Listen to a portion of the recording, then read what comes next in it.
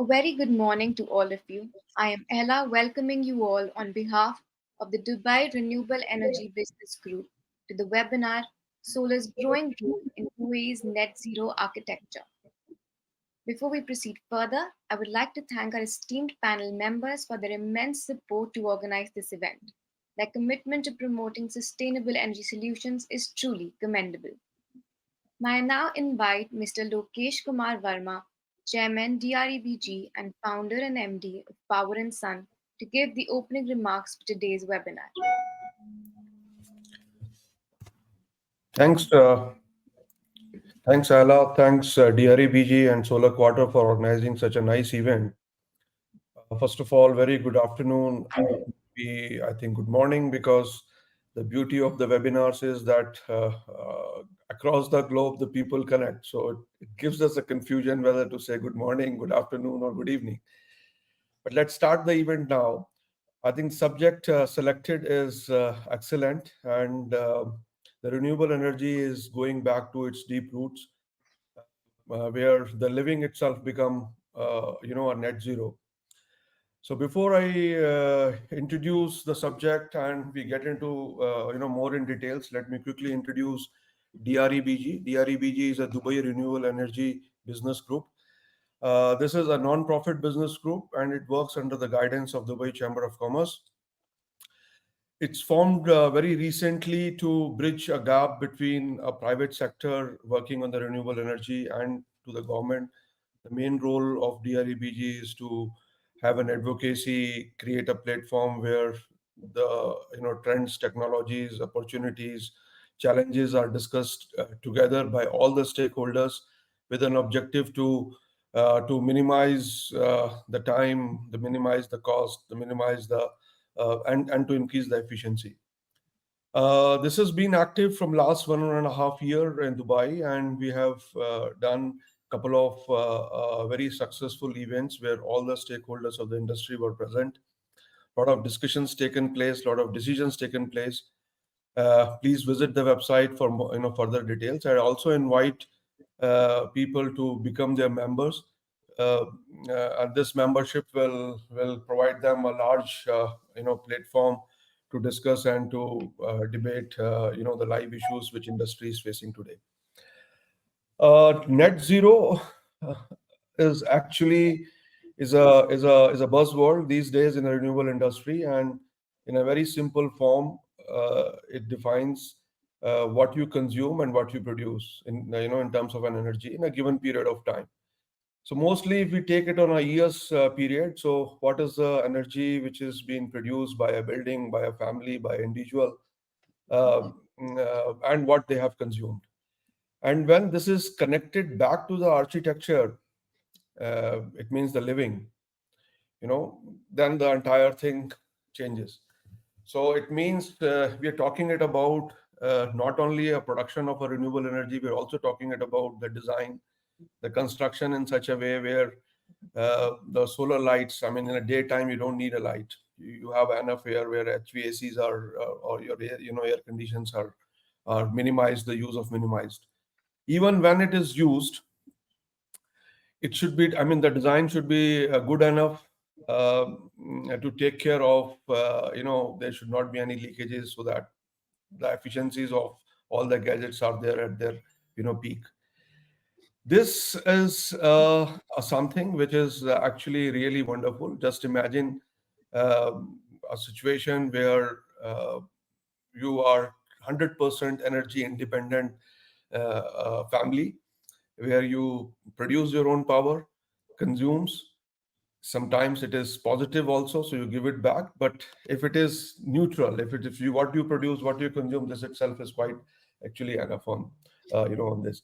So this goes back to the ancient days, where the architectures or the designs used to be actually based on a net zero basis. Then with the modernization and with the time and the high-rise buildings, we somehow lost it. And then again, we are going back to it. A lot of work has been happening on this field across the globe. DREBG has also taken an initiative to take this as a subject, touch base, and discuss and debate amongst all of us and see how this can be implemented in Dubai or in the United Arab Emirates. Implementation or a successful implementation may call a lot of efforts, and these efforts are required from all the stakeholders, not from only the consumers. You may need to have a right policy for it. The industries in a real estate or in a construction has to adopt that design. To adopt that design, the enough knowledge needs to be there. Enough informations are required to be made available. So it's a complete environment. It's a where all of these all the stakeholders and the participants has to contribute as per their capacities and capabilities. And this is the first attempt through this webinar of provoking each one of us within this group and within this actually webinar to start thinking in this direction. And I'm sure once we start thinking, then there will be a day where we will be in some percentage, and definitely very sure we will be reaching to a stage where, if it is not net zero, but at least we are very close to it. Dubai also has a target, 2030, 2050, D33. So there are various policies. I think my colleagues in the panel, we will discuss more in detail about them. But there is definitely, a work which has started happening it in this, direction. This is going to be a wonderful webinar with 1.5 hour of session. Best of the industry brains in this in this subject are available. Please take use of this situation and ask your questions.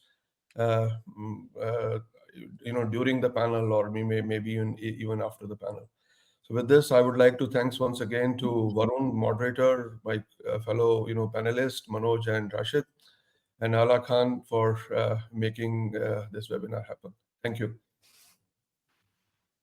Thank you so much, sir, for such an illuminating commencement to the webinar.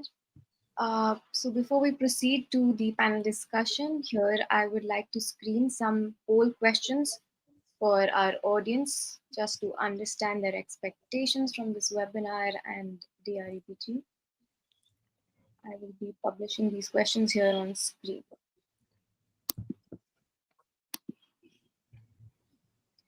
So what types of events should DREPG host most often? We have a few options here: webinars, online workshops, in-person conferences and seminars, networking events, training and certification programs. These polls will be live here in the polls section underneath the Q&A session box, and our audiences can keep until the end of the webinar. Next question is, what types of events? Sorry, this is again the repeated one.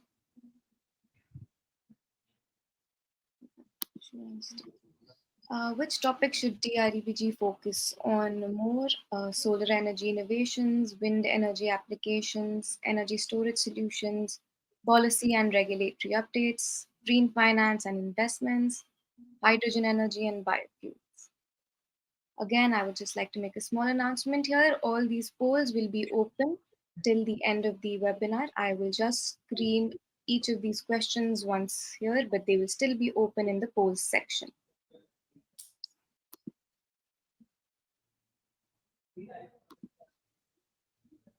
What benefits would make DREPG membership more valuable? More diverse events, enhanced networking, access to mentoring, policy and advocacy involvement, or more educational resources?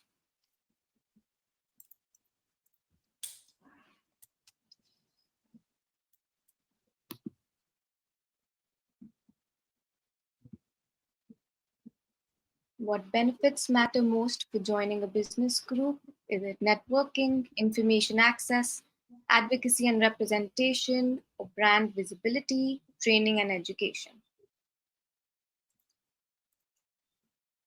And this would be our final question, which can be answered till the end of the webinar. I will now be resuming with the panel discussion, and these polls will stay open.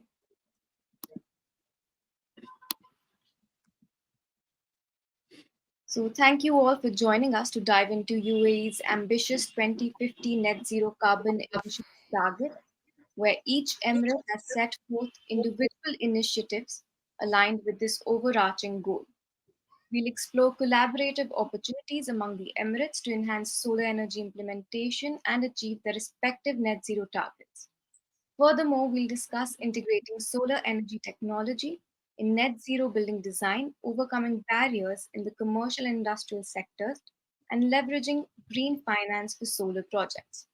Discover how hydrogen energy storage and biofuels complement solar energy in optimizing the UAE's energy mix. Here, I would like to make a small announcement. I would request all the attendees to post their questions in the dedicated Q&A box, and our speakers will answer those questions at the end of the panel discussion. So, without further ado, please allow me to introduce you to our esteemed panel of speakers for today. We have Mr. Lokesh Kumar Varma, Chairman DREBG and founder and MD of Power and Sun. Mr. Manoj Divakaran, Managing Director from Imperial Energy and Services, Mr. Rashid Hamida, VP Energy and Technology from Innova, and Mr. Varun Gulati, Managing Director, First View, who will also be our moderator for the session today. Over to you, Mr. Gulati. Thank you, Ella, and welcome each and everyone who's joined us today from across the world. I think with today's webinar, we will be starting off a series of ongoing discussions with DREBG for important and essential developments within UAE and across the Middle East as well. Today's topic, I think it's quite vast. We all know net zero is the latest buzzword, and this race for decarbonization today, has grown leaps and bounds in the last 5 to 10 years with a lot of new innovations, new technologies coming into play. Our webinar today focuses on the role that solar is playing in this net zero transition and how it is uh, integrating with the other important aspects of the energy components, which are very vital for industries and corporates to achieve their net zero goals. So I'm sure most of the major players, whether you're a corporate or whether it's in the industries, have set their own net zero targets and goals. Within the UAE, every emirate today has its own path defined because each one of them is different in terms of their uh, their economy, their key drivers of their businesses. So let's start off, maybe by discussing how a collaborative approach when we are operating within the UAE. So how a collaborative approach within the Emirates, can help enhance and quicken this transition to net zero, and what are the opportunities and what needs to be done to do that. So to discuss a bit more, maybe I'll call upon my panelist, Mr. Rachid Hamida, to discuss on and set a tone of how this transition across the Emirates can be synchronized and be made more effective. Thank you, Mr. Varun. Good morning, everyone. So, as it has been introduced earlier by Mr. Lokesh, the ambitious UAE Net Zero by 2050 strategic initiatives present a great opportunity for the Emirates to collectively harness the power of solar energy. There exists significant potential for collaboration that can accelerate solar energy implementation and drive a mutual success. Indeed, by working collectively, we can unlock several advantages, such as the scale effect by joint projects of PV solar plants. It can provide significant cost reductions for all stakeholders. Also, the standardization of the local regulations by streamlined the permitting process and unified solar energy policies will incentivize investment and simplify project implementation across the Emirates. Grid integrations to optimize grid infrastructures to improve energy distribution and storage solutions while maximizing the efficiency of solar energy integration. And also knowledge sharing. Indeed, collaborative research and development efforts can accelerate advancements in solar technology and like that benefiting all participants and stakeholders. I can mention also other areas for collaborations could be joint investment in mega solar project resources to allows for the development of larger scale solar plants, driving down costs and generating substantial clean energy. Also, we can talk about research and development consortiums by establishing collaborative research in academia, universities, and so on, to foster innovation in solar technologies and facilitate knowledge exchange. Standardized training program to unified training initiatives to create a skilled workforce readily deployable across the Emirates and supporting the rapid expansion of solar projects. I can mention also, last but not least, point is the public awareness campaign. Indeed, by joint effort to raise public awareness about solar energy benefits can cultivate a culture of sustainability across the UAE. So I do believe that by fostering a collaborative spirit, the Emirates can achieve their net zero goals more efficiently and solidify the nation's position as a global leader when it comes to clean energy solutions. Thanks, Rachit. I'll also maybe get Manoj in on this. So, Manoj, you've been working across different kind of projects which are going on, and I think some very important points related to standardization of how things are being worked in different emirates. Also, opportunities to maybe streamline the operations can help on-site project executions by reducing the cost and achieving scale. Any thoughts that you would like to bring on this? Sure. Good morning, everyone. And thanks to my fellow panelists and for others who are joining in on this, I would say, very timely and very important topic. I think a lot of the talk about net zero and trying to achieve the target started with the Paris Climate Change Agreement.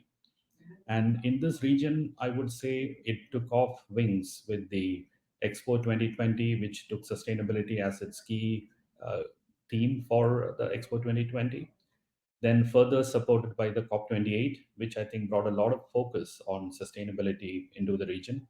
So all of that, I think, makes UAE and particularly Dubai, I would say, one of the most aware regions in the world, a region that is really focused on sustainability and not only just talking about it, doing a lot of things which are towards achieving the sustainability and the net zero goals.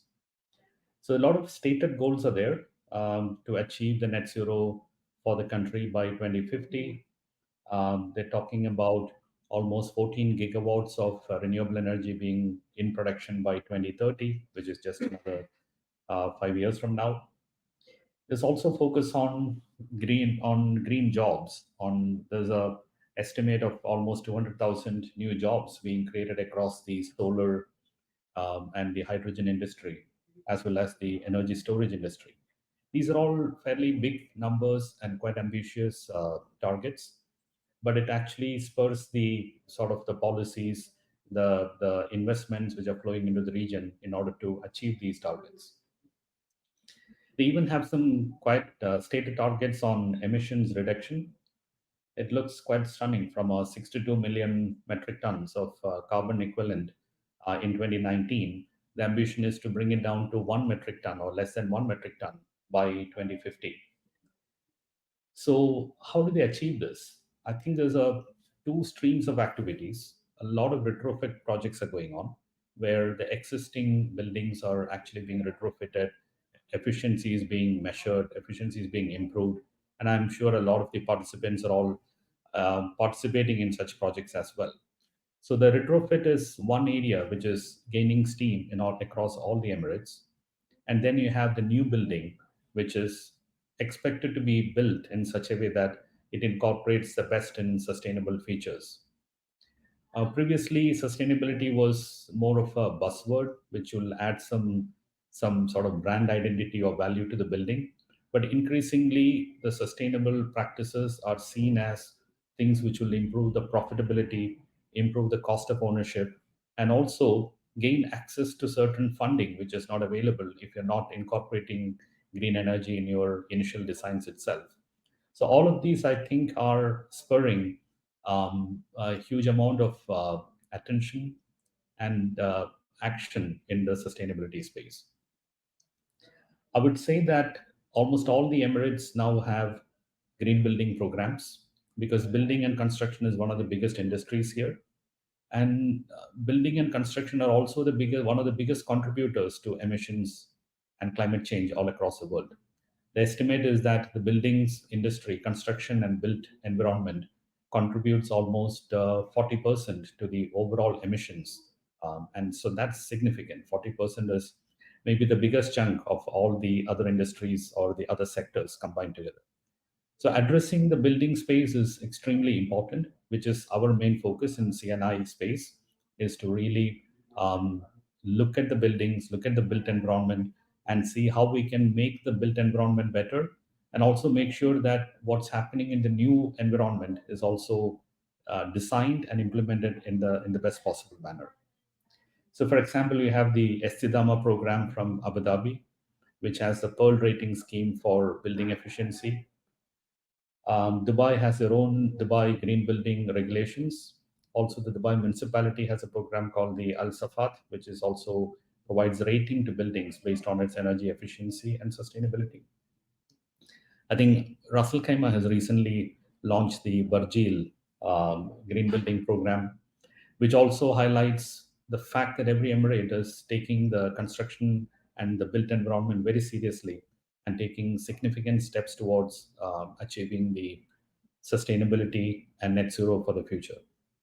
We also see a lot of net zero projects now, and solar, I would say, is one of the biggest contributors, along with energy efficiency, to buildings achieving net zero. And I think solar will continue to be one of the biggest contributors to the country's net zero targets in the future. Thank you so much. And I think it's actually really heartening to see that now almost every other day we hear some net zero program being launched by one of the major corporates in the UAE across these Emirates. And I think some very valid points coming out about how a collective collaboration between all of them can further accelerate this journey. And continuing from what I think where we are, maybe I'll just bring in Mr. Verma on on this topic of uh, uh, net zero buildings to begin with. And because I think one of the major energy guzzlers in the UAE is the real estate, whether it is comprising of residential or corporates, or even I think the major logistic hubs today, which require a lot of real estate space, whether in terms of warehouses or any other cargo handling, etc. So, what are some of the latest advancements that we are seeing in terms of solar technology, which is really beneficial for the net zero transition of this particular segment of green buildings? I think before I jump to the this question, I would like to add to the previous one what Mr. Manoj and Rashid has explained. Uh, See, in a collaborative approach throughout the UAE, the one biggest point and the biggest advantage or opportunity to the industry is that the amount of work which is going to be created. Market creation and market management both are important.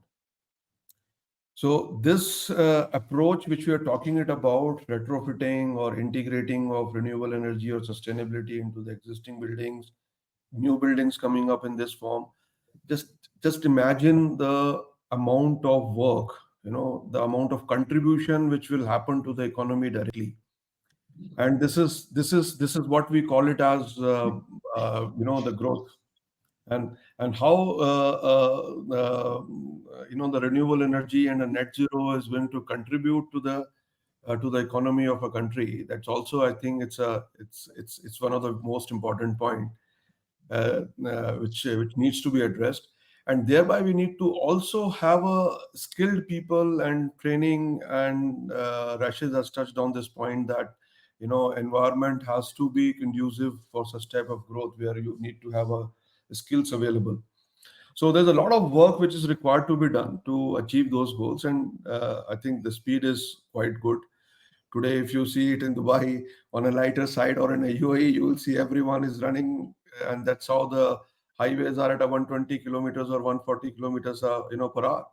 So that's the reason. Now, coming back on your technology side, see, there are solar, no doubt, is contributing the most as of now in renewable energy.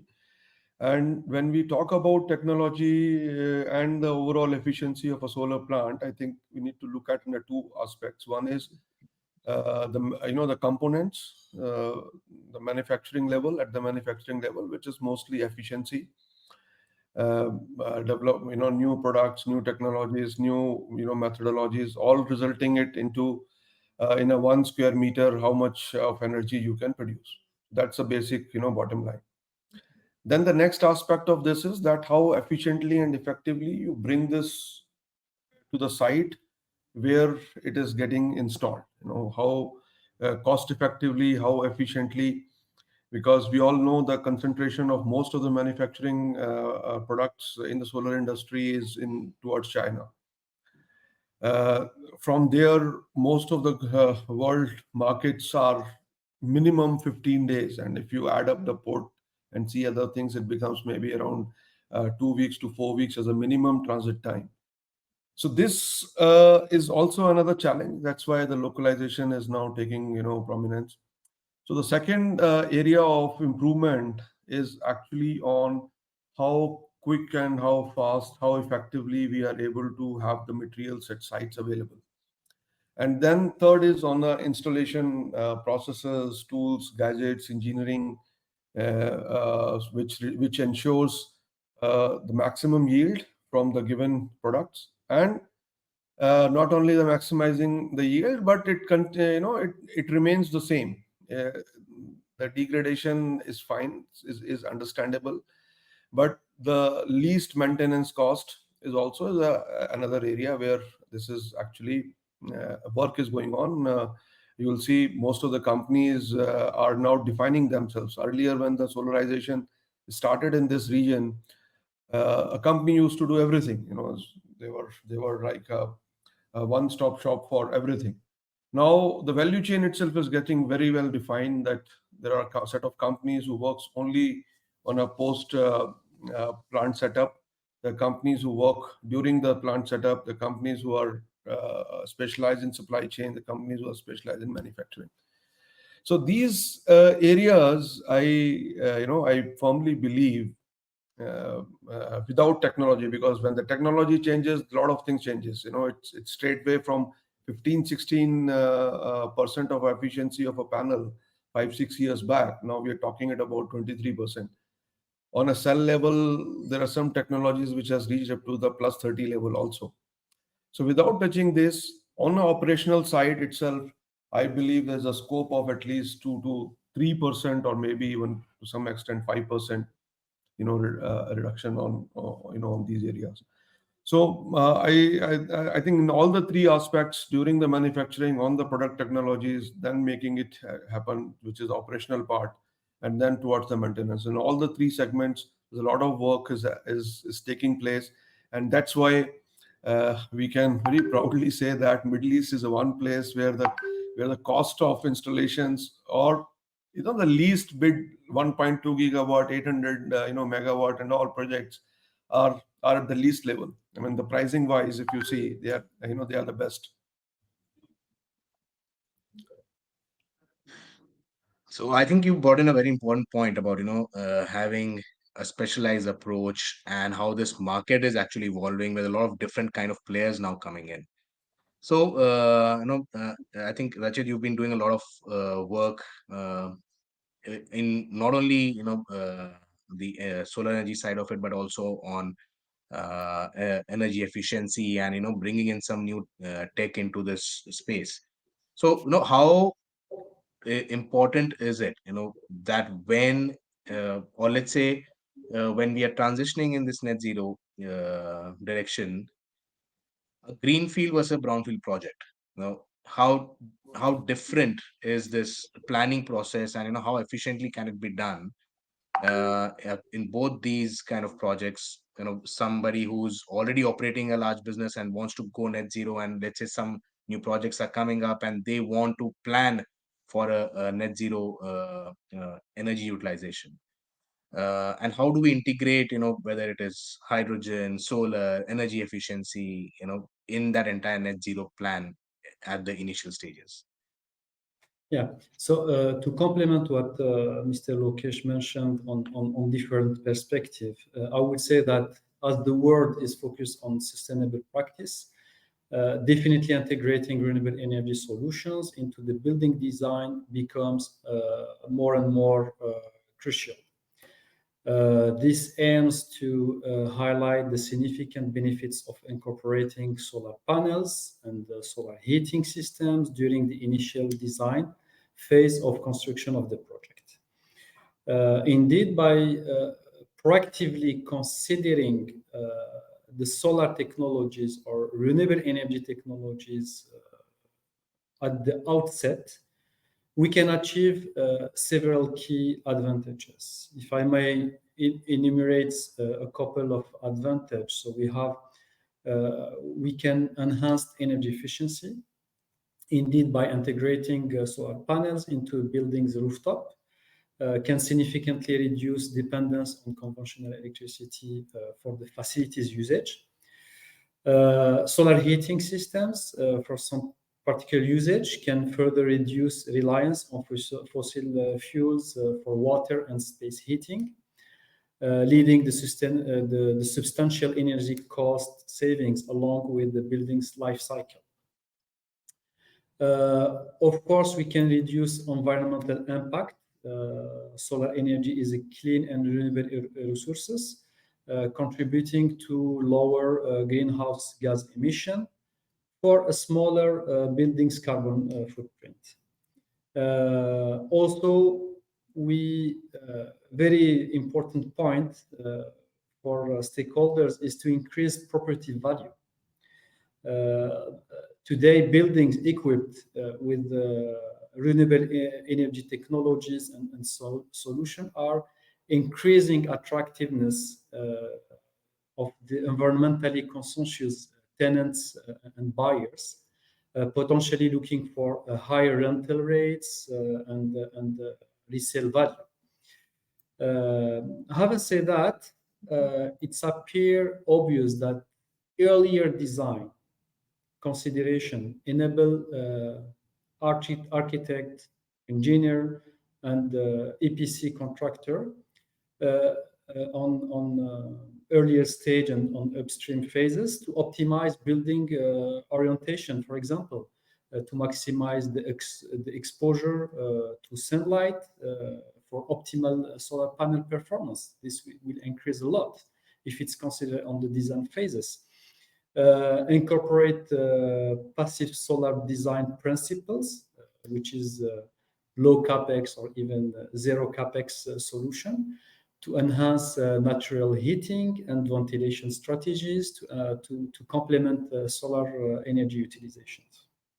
We can also considering the system integration to ensure sufficient uh, rooftop space, as well as the structural reinforcement to allow the buildings to hold solar panel solution, as well as all the necessary plumbing, MEP works, and so on. Also, as Enova, we are energy efficiency and energy performance provider. We can combine energy performance contract with what we call the energy conservation measure, where we can implement some capex, low capex, zero capex solution to reduce the baseline. And after that, on the top of that, the PV solar can be fully designed to match with the demand side of energy consumption of the buildings. Like that, we will not overspend the money, but we can really make the solar plant capacities fitting with the energy consumption of the buildings, considering the buildings behavior, whether is it commercial buildings, residential buildings, industrial facilities, and so on. So by considering, to come back to the initial question, by considering solar technologies during the initial design phase, we can create sustainable, energy efficient buildings that contribute to a greener future.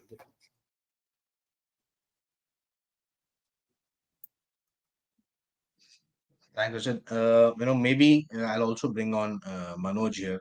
So, Manoj, you've been extensively, again, working on uh, integrated technology and also especially on BIPV. And it seems that the BIPV market so far has not, really taken off on a mega level that's supposed to be.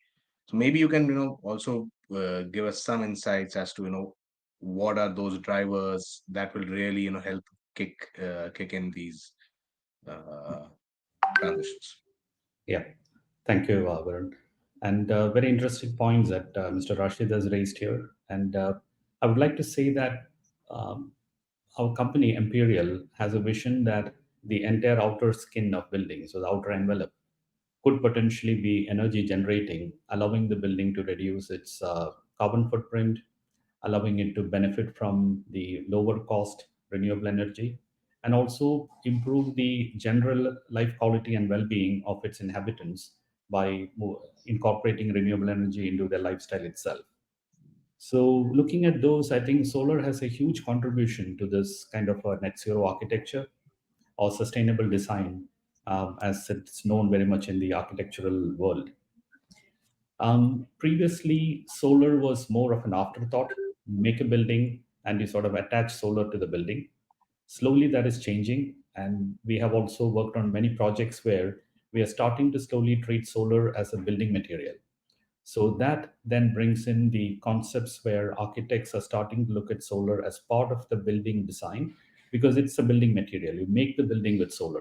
You're moving away from the old paradigm of making the building and then saying where can I attach solar. So this then allows solar to be incorporated into the roof of the building, into the facades, into balconies, car parks, canopies. There's so many areas of the building which you can, if you were to design and build with solar, you not only save the cost because there's a lot of synergies between the material that you would use to construct these areas of the building and the fact that we are converting them into energy generating spaces. So slowly we are even trying to move away from saying that these are solar elements to say these are building material that actually generates energy. And this kind of language allows architects, developers, clients to sort of look at this in a slightly refreshed view. There are several benefits for integrating solar. It's apart from what Mr. Rashid outlined. Obviously, the solar energy generation is very important. Both PV and solar thermal, if it's integrated into the building, it allows to reduce energy demand. and thereby improving the energy efficiency of the building itself. And overall functionality of the building also gets enhanced. It allows the building to also be a contributor to the reduction in the greenhouse gases and thereby play a role in the country's net zero targets, etc. In the renewable energy certificates are again a developing business in many parts of the world. Slowly over time, it may even allow the construction industry to sort of participate and play a role in the renewable energy certificate markets, which is again new opportunities for developers, for clients in the construction industry. It's obvious that solar is amongst the cheapest form of electricity that you can generate right now from PV. So that then overall allows the building to reduce its life cycle operational cost. There are studies which say that if you take a 40-year life cycle of a building, the overall cost of energy during that 40 years would be a few times the cost of actually making that building. So even if you incur a small incremental cost in incorporating renewable energy in the beginning phases, it saves you a lot of benefits over the life cycle ownership of the building. One more very interesting development is that there's a lot of green funding available. And in many markets, developers can get access to certain types of funding if they are incorporating sustainable design and solar energy into their buildings. So that's also becoming a very good incentive for designers to think about solar energy integration or sustainable design in the building, because that then allows them access to certain funding which is reserved only for these type of buildings or these type of initiatives. And nothing is incentivizes more than availability of money. So this is also something which is really sort of spurring this integration of solar into buildings at the early stages itself. With the energy storage as well coming of age, maturing, making it more and more viable, energy storage and solar integration is allowing many parts of the world where grids are not stable enough or grids are not sustainable enough to really look at how can they have more continuous sustainable energy flow within their operations. Even for some of the more energy intensive operations like data centers, crypto mining, etc., they are also looking at how energy storage combined with solar can actually help them to reduce their dependency on the grid in certain parts of the day or certain specific times of their operations. So, looking at all of this, I think it's almost a no brainer that every new development that is coming in has to look at sustainability as a viable part of its original design for financing, for reducing the cost, for making the aesthetics of the project better. Mr. Rush has talked about the improving the brand value of the building, but it also puts a lot of pressure back on the companies to deliver something which is actually usable by all these different stakeholders, something that the client likes, something that the developer feels valuable, something that the architects will subscribe to. So it's something that you need to have offering which appeals to everyone. So the solutions have to be aesthetically good, they have to be structurally very sound, they have to be electrically very efficient. And not only these, you also have to make sure that it meets all the different regulations within each area with each country. So I think the offering has to be broad, and that then calls for, I would say, companies operating in this space to also extend their or broaden their space to understand what a architect is looking for, what a client is looking for, what a contractor is looking for, etc., and what a regulator is looking for. So all of these allows the industry to get broader and becomes more integrated with the construction industry itself, in terms of designing the right buildings for the future, as well as retrofitting the existing buildings, because it's a huge amount of built space out there which has to improve its efficiency and benefit from all these improvements and innovations in renewable energy. I just finish off by saying that even I'm quite surprised by the number of net zero buildings coming up in the region. We are just finishing the the work in the Masdar headquarters in Abu Dhabi, which I think will be one of the biggest net zero buildings in the region.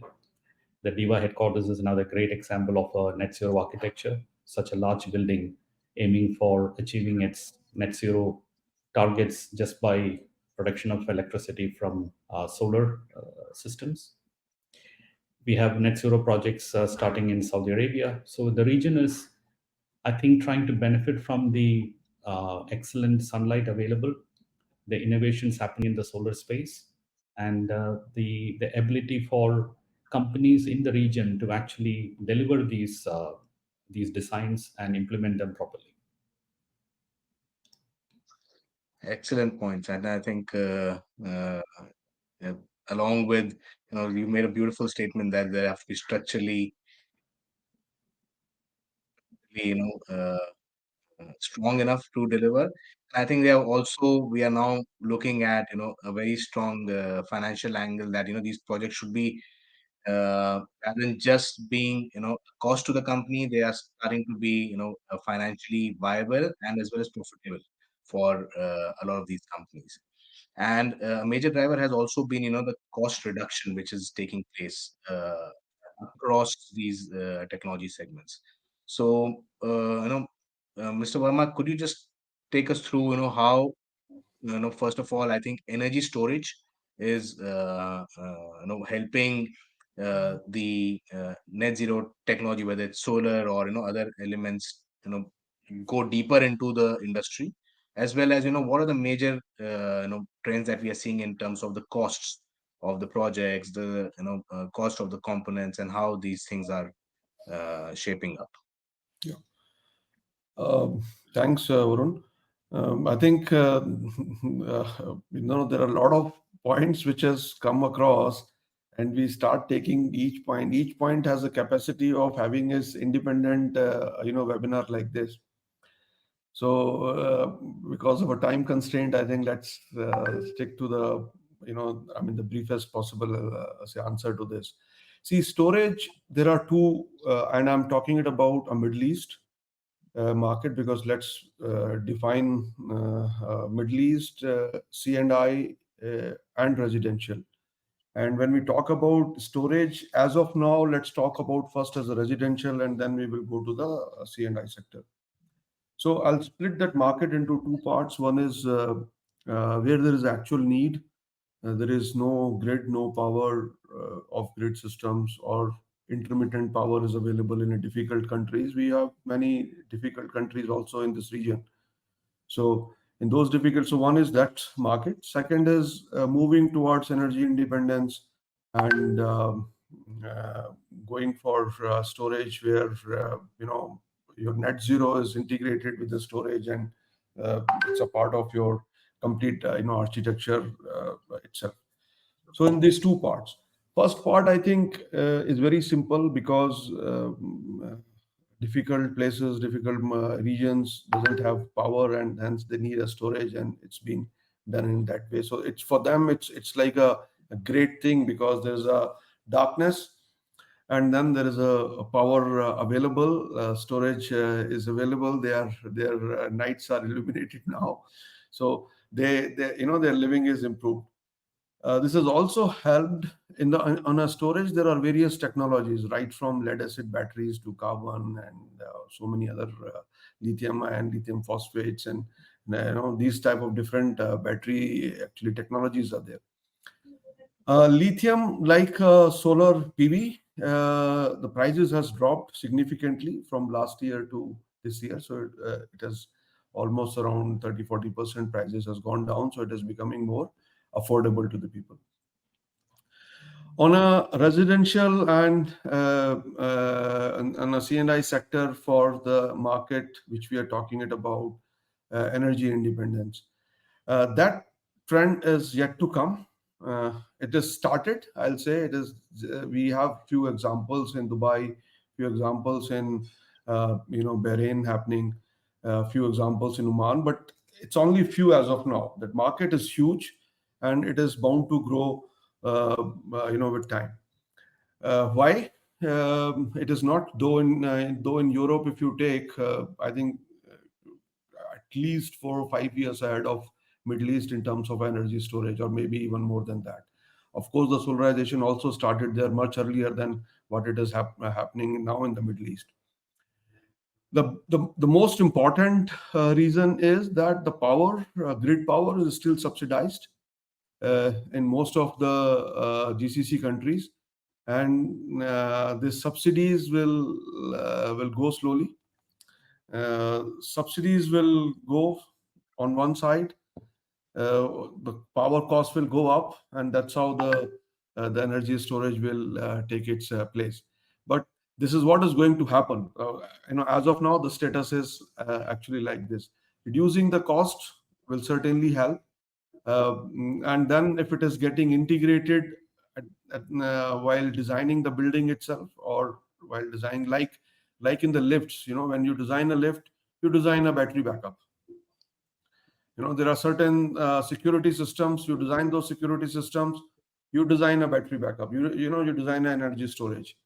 You go for a data centers. You design energy storage. But in a day-to-day living, it is still not come, and I hope it will come fast.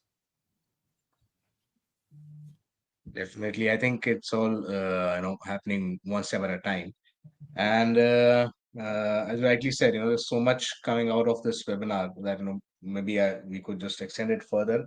But I think we'll keep it a little concise. We are almost reaching towards the end. So maybe I'll just touch upon something which is very new right now with what is happening in this segment. So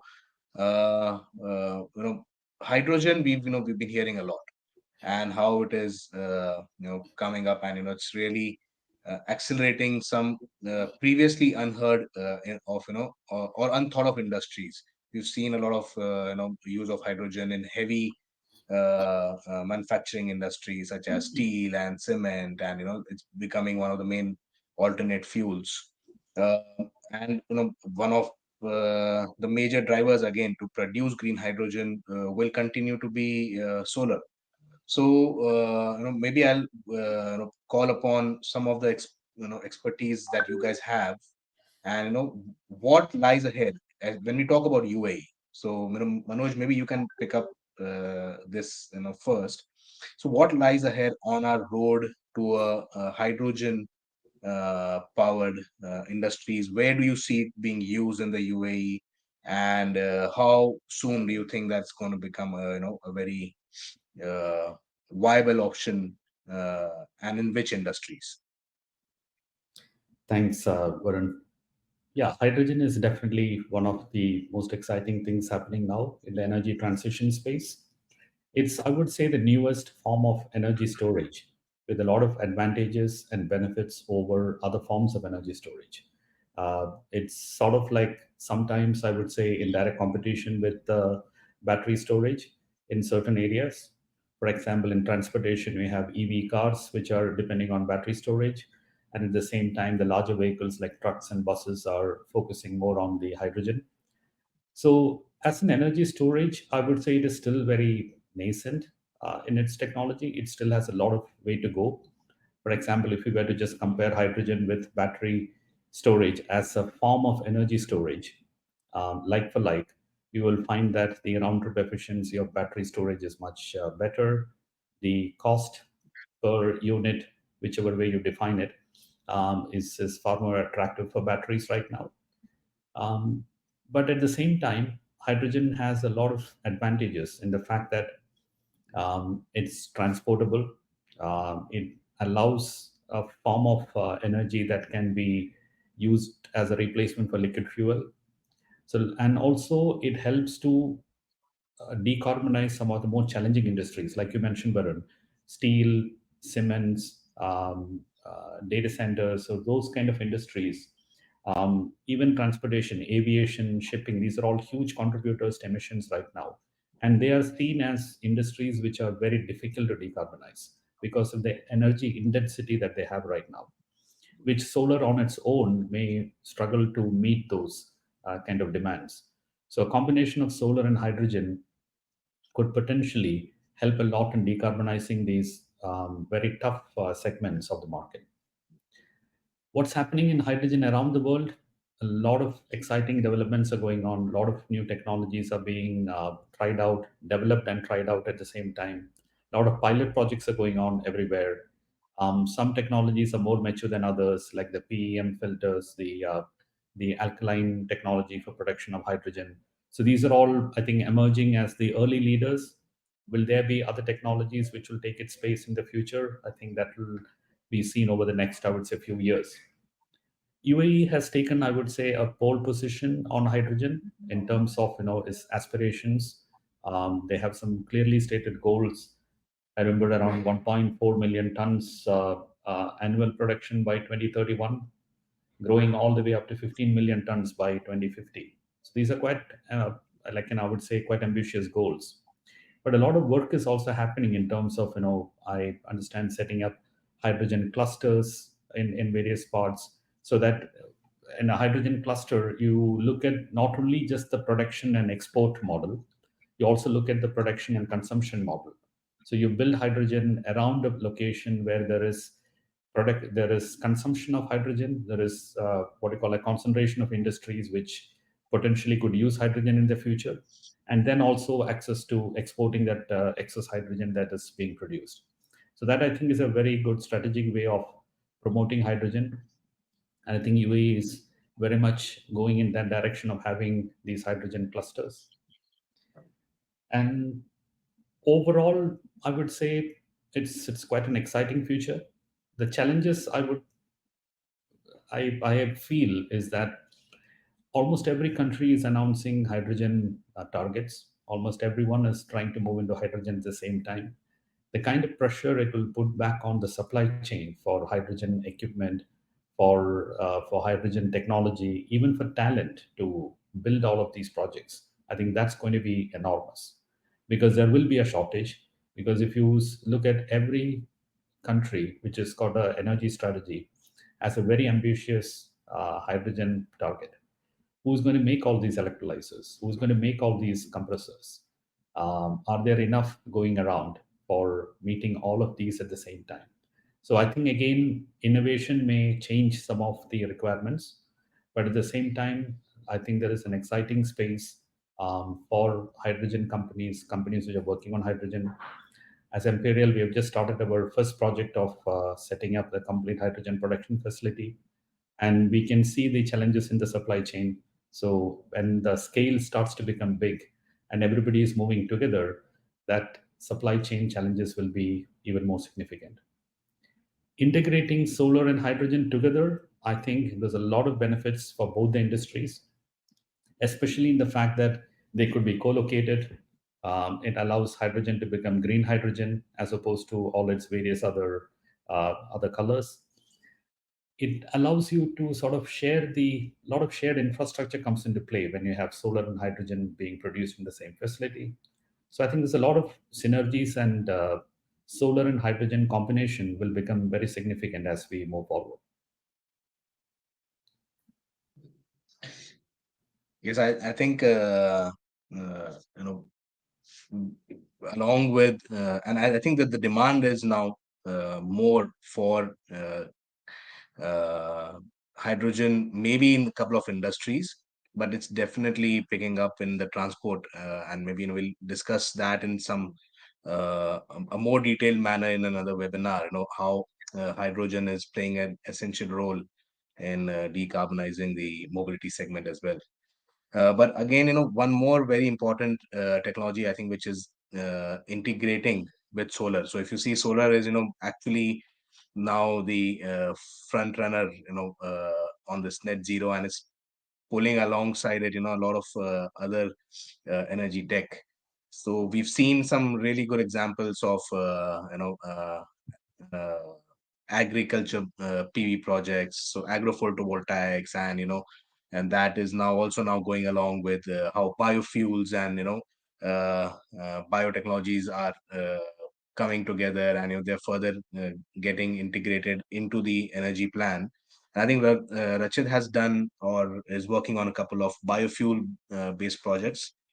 And Rachit, so maybe you could just finish up this entire discussion with how that aspect of technology is helping the transition, maybe on, and which segments again that the biofuel industry would really help us decarbonize, and if there are any synergies between biofuels and solar, and how that road looks ahead.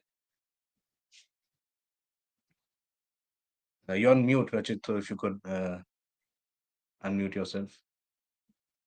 Yeah, thank you for reminding me. Yeah, I will try to elaborate a bit on biofuel technologies. Of course, Enova is a joint venture between Majid Al Futtaim and Veolia, and we have some a flavor of waste to energy technologies within our DNA. I can confirm that biofuels and bioenergy present a promising venue for optimizing the UAE energy mix first and achieving its environmental goals. The UAE advantages for biofuel development are about abundance of sunlight. The UAE's extensive sunshine hours are ideal for cultivating biomass feedstocks such as jatropha or algae for biofuel production. Waste management, bioenergy can offer a sustainable solution for managing organic waste streams, including, as you mentioned, Varun, agricultural residues, industrial and municipal solid waste. Technological innovation, the UAE's commitment to innovation can be leveraged to develop advanced biofuel production technologies and promoting domestic manufacturing and knowledge creation.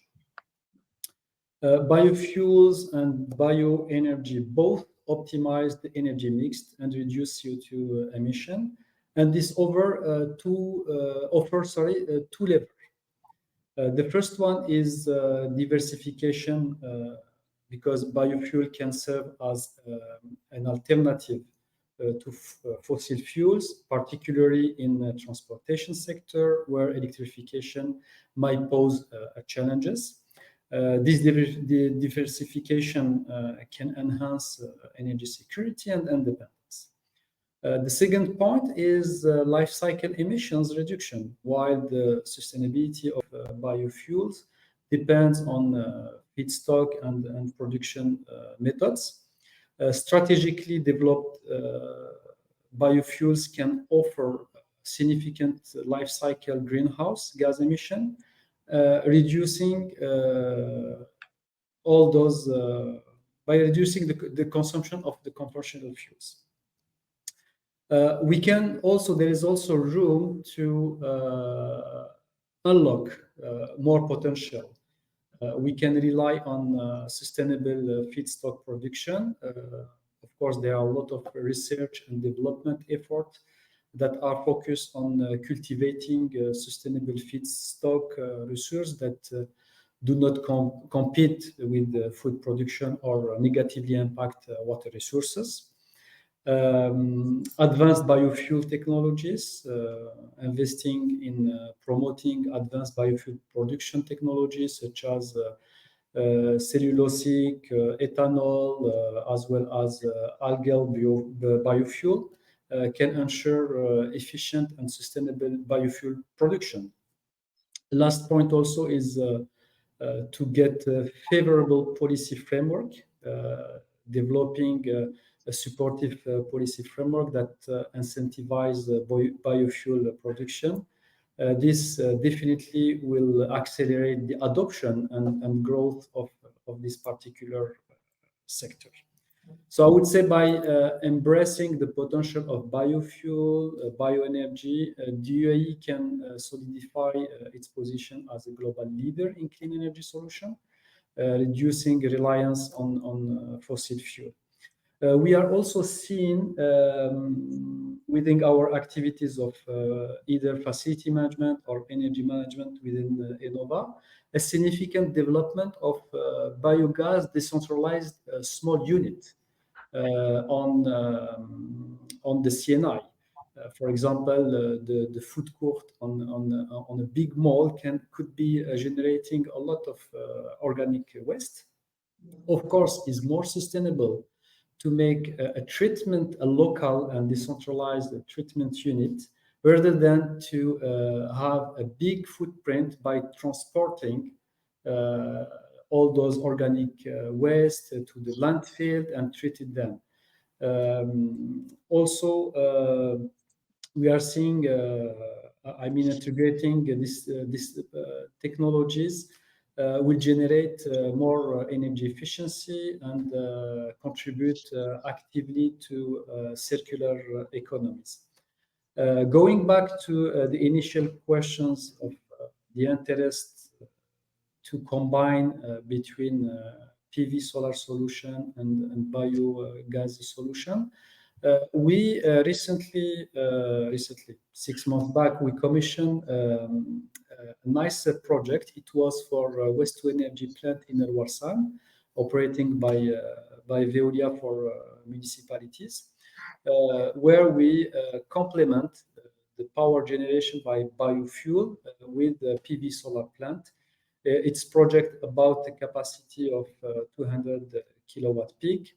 This will generate around 300 megawatt hour per year, reducing the CO2 impact by almost 150 tons CO2 emission per year, and contributing to self-consumption of the biogas plant up to 20%.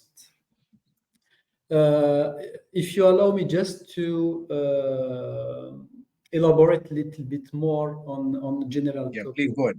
Yeah, so Mr. Lokesh talked about CNI contribution in net zero path. Mr. Manoj elaborate also this nice concept of hydrogen clusters. I give a few words about the stakeholders collaboration. I do believe that now, as vertical, we are quite mature, but the next worth step could be a microgrid and smart grid solution. Like that, we can make at the contribution the energy efficiency of the buildings, complemented by PV solar, hydrogen clusters, and so on, to really manage the site up to the facilities until the grid on more smart way to consider the demand side and how we can, produce the energy enough needs, and no more, no less, but really to secure, of course, and to keep the grid resilient, while makes the whole ecosystems much more efficient. Yeah, I think these microgrids are no longer micro anymore. I think it's just becoming smarter and closed loop grids with all different sort of production technologies, as well as a very efficient consumption pathways coming in. So I think any closing thoughts, Mr. Verma, on how these smart grids are evolving, and what shape these the future grids would look like. Yeah. So Varun, I think before the smart grid or the future grid, I would like to sum up the discussion which has taken place, so far in last one and a half hour, 1 hour 10 minutes maybe. See, we have a strategies. We got a plan. So there's a strategic and plan. Then there are operations to make those strategies happen. Whatever we plan, those are have to come into reality. And then third is that keep on reviewing it, improvising on it, setting up the improvement targets, increasing up the efficiencies, and going back to the first step, correcting the strategy and get into the again operation. So this is a loop. Now, in this loop, the interesting part of all the three technologies, what we discussed BIPV, we discussed about storage, we discussed about the net zero architecture, we discussed about hydrogen, we discussed about these things. So before we get into the new subject, in my opinion, I think we go back to this cycle itself again, and then reach to a stage where how do we there these the basic challenges which has been keep on coming back to us.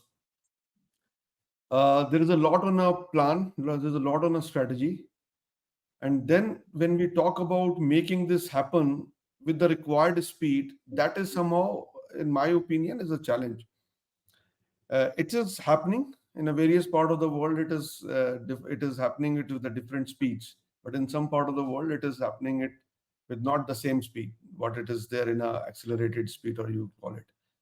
So challenges are also needs to be addressed, in the same way, the way we address the plans and the strategy.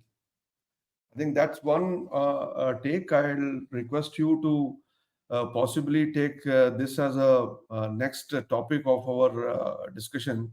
And I'm really enjoying a wonderful session so far. Now, coming back on your question of smart grid and microgrid, and where the Rashid left that all the technology is getting integrated in one place, and that's I think it's a excellent I say approach. So you and a great step towards becoming a net zero building, or a net zero environment, or a net zero community. In a developing places, or in a difficult places, uh, the concept needs to be modified from the existing, and in the places like GCC countries, it needs to be addressed slightly differently. But definitely there is a lot of scope bringing it up all together in one place, and then moving it further from there. There's one more subject which I would like to just touch base now, and then leave it to you for further discussions or closure. See, there are industries before the renewable industry. We have seen how automobile industry has grown, how the steel industry has grown, how the white goods industries have grown, how the computers, or the electronic gadgets industries have grown. And I think renewable industry also has to learn from these industries, that what type of practices and principles being used, and can these practices and principles be adopted, because most of, like 5S can your continuous actually improvement CIP programs and all those things, your Kanban and all, they're all well proven. The industries have used them, and they have grown. So reaching to this stage where and then there's another thing is the commodities. The components which are used in renewable industries has also become the commodity. Uh, so all these industries, there are definitely they will give us something to learn, and where to benchmark, what best practices and principle has to be picked up and to be deployed in our industry. I think that's also is a one area which needs some work.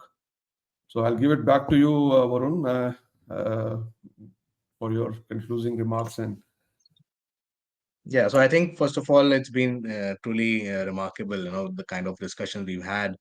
1 hour is not enough to touch base on everything which is happening in net zero at the moment, and so much innovation, so much work being put in, whether it's on financing side of it, whether it is on streamlining how each of this industry in itself is working and processing. And I think that lays a roadmap ahead for DREBG, because uh, at the end, we would be focusing on a lot of new areas of energy transition which are taking place within the UAE and in the Middle East. So this was I think it was a fantastic inaugural webinar for all of us here. And I really look forward to and I've been just going on to some question answers, comments, and I think people have really asked for a lot more in terms of what we can do for building the market awareness, building the market knowledge, as well as how can we further help And will we have things like maybe some networking in future? So yes, I think everything is lined up for DRBG and its members. So I would really uh, take this opportunity to thank all of you, all of my panelists here. And with this, I think I hand over to Ella. If we have any Q&As, maybe we can pick up one or some of them from the audience. Thank you so much, sir, and thank you to all our esteemed panelists for such a wonderfully insightful session. And as Sir very rightly mentioned, there has been an overpour of questions from our audience who are raring to know more. So I'll just be screening a few questions here on stage.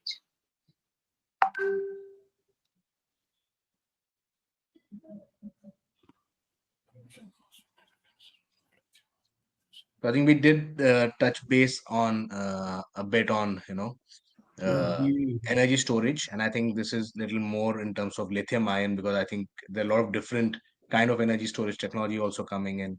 So maybe uh,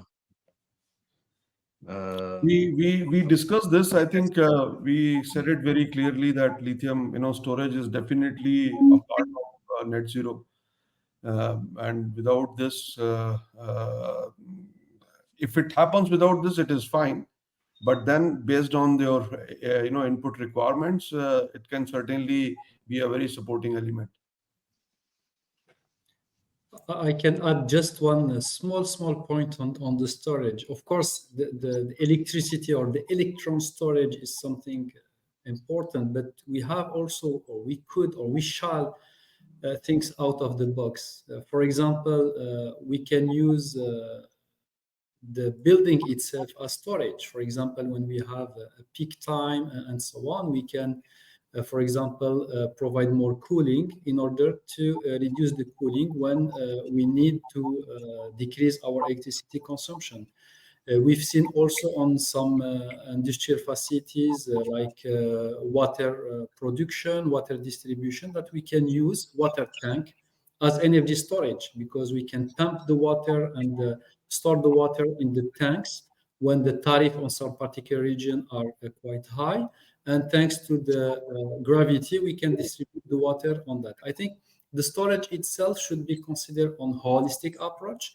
Of course, the electron is very efficient and very important, but we can use the overall ecosystems, CNI, as other storage alternative, more physical than electrical.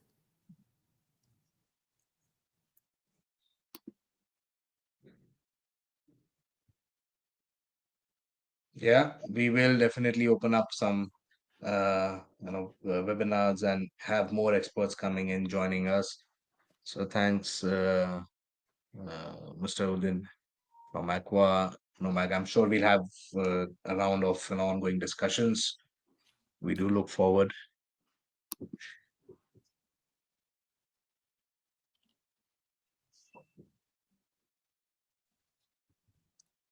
Maybe Yeah, Manoj, you can uh, pick yeah, this it's one up. interesting. Yeah, it's an interesting question. So when you have limited rooftop area for installing solar panels, I mean, you obviously then have to look at the making the best use of the available space. So you go for the highest efficiency possible in that limited space that you have, avoidance of shadows and all those best practices that you would do from a rooftop perspective. And for the facade, you again, solar is a technology that is linked directly to the amount of sunlight that is falling on the solar panels. So you need to do shadow studies. You need to ensure that the what you are doing on the facade is able to maximize the generation of energy. And how can they participate 40%? I think that all is very context specific. If we have a building which has got the right orientation, especially in the UAE, if the building has facades which are facing south, free of shadows, that could be a contributor. You could look at other areas like the canopies, balconies, car parks, various other parts of the building. So generally buildings, the amount of outer space available, envelope space available, and the energy that it consumes have some kind of a correlation, unless it's a data center or some highly energy intensive building. So you will have to look at the best efficiency, maximizing the amount of sunlight falling on it, and thereby try to achieve the best possible for each project and each building.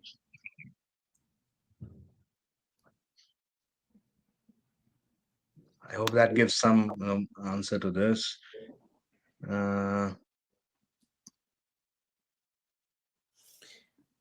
Any? When you conduct an Yeah, please. I can take that. What are the main I difficulties or think concerns when you conduct a net zero solar so. project? Maybe we can just touch upon. I'll say when we are planning for from uh, the point of view of somebody who wants to go net zero and incorporate that plan into their let's say it's a major big corporate or something. So what are the major concerns that you think they face when they are thinking about incorporating solar into their uh, regular day-to-day operations and regular day-to-day project planning, and Yeah. some major challenges from their point of view. Yeah. So one of the key challenges is to decide whether you want to be on grid or off grid, because many of the utilities have policies which prevent you from going completely net zero. There are limitations on how much energy you are allowed to set up as solar, etc. So sometimes when it's a net zero solar project, especially I'm talking about buildings and the C&I space, if it's a building that you want to make it as a net zero solar project, you need to have a discussion with the utility on how it can be done, because here we are talking about generating 100% of the energy requirements of the building, let's say from solar energy that is on the building. So that's a discussion to definitely explore and have with the utility, and that will allow you to decide whether you're going fully on grid or whether you want to have elements of off grid in the project, etc. The other element is to make sure that when you are trying to do a net zero solar project, especially for a building, you will need to touch almost several aspects of the outer envelope of the building. So it has to be a very early engagement along with the architect itself, so that the building design takes those considerations into account when they're designing the building. Your designs have to be aesthetic. As I said before, it has to be aesthetic, it has to be structurally sound, meet all the different building codes. It will have to be electrically most efficient design that you can have, and also make sure that there are a lot of regulations to meet, not only the solar regulations. When you're making a full net zero solar project, you will also have to meet a lot of the building regulations. So you will have to have all of this planning well in advance so that it becomes a successful net zero solar project. Okay, and then I think we'll pick up one last question now. Maybe Rachid, I'll put this to you. So it says there are different incentives and policies for CNI in Abu Dhabi and Dubai. So you touched upon how coordination between the various emirates and how a collective approach will help us. Would do you think that there are room for a federal policy, or there is uh, uh, uh, this can be looked at sometime in near future, or or and would it make any major difference? I will try to answer these questions. Hopefully, I understood well. I think in terms of policy, definitely there is a lot of synergy that could be taken. Um, of course, this synergy might be also rely on different leverage. Energy efficiency. I mean, we cannot dissociate renewable energy from energy efficiency. As I mentioned during this during the panel discussion, that better to put the baseline at the right level of the right consumption of the buildings, and on the top of that, we can come to complement the rest of energy consumption thanks to renewable energy, and this is applicable for both commercial and industrial facilities. On my opinion, the only challenge is the profitability of the investment, because this is completely linked to the electricity tariff, and we know that in the UAE, between some emirates, the tariff is quite different. However, we are seeing on the lowest tariff in the UAE, like in Abu Dhabi, that the payback for the PV solar, thanks to the dropping down of the PV plant components, where the price is reducing drastically now, that we have a very, very short payback, making the project itself very profitable. And this, I will link this question with the previous one of the challenges of net zero. Of course, a lot of investment would be very profitable, whether on energy efficiency by putting in place energy conservation measure, as I mentioned earlier, the PV solar plant. But I would say the last kilowatt hours or the last megawatt hours should comes from top-down decision. I mean, often we have a lot of corporate companies here established in the UAE, and those corporate and holdings and corporate companies, they have very strong commitment when it comes to reducing their footprint, carbon footprint, and within their ESG strategy. And this strength, of course, will makes a lot of things moving as a top-down decision. Interesting. Anything, Mr. Verma, you would like to add in terms of, again, if this kind of a federal structure works, or is it going to be more of a business to business case study when working in different emirates here? See, I think one policy or different policies, in my opinion, will not make much of a difference. Much of a significant difference, actually. It might make a small difference here and there, but there will not be a significant difference, because what is important is that what is the policy itself, whether it is a one or many, but individual policy, what is the content of that policy, what is the substance, and how much it is aligned to the overall environment. Sometimes, we have an examples globally that countries who have started 10, 15 years back on a solar policy have adopted at least 3 or 4 changes during a period of, say 15 years or 20 years. So policy is a part which is going to decide the speed, going to decide the volume, um, by which the solarization will take place. So policy is actually important, but then how competitive we are, how it is totally, as Rashid said, at the end of the day, what you are putting in and what you are getting. So there is a commitment towards the environment, towards the carbon, towards the renewable energy, but at the same point of time, that what we are putting in. So policy should make the renewable projects commercially viable. I think that's what I would only like to add. Okay, so I think with that we'll conclude this fantastic discussion. We will have definitely more in the future. So Ella, that's it from this panel. Thank you so much. A big thanks to our esteemed speakers for this event, and a big shout out to our audience as well. And a very special thanks to Mr. Gulati for superbly moderating the session.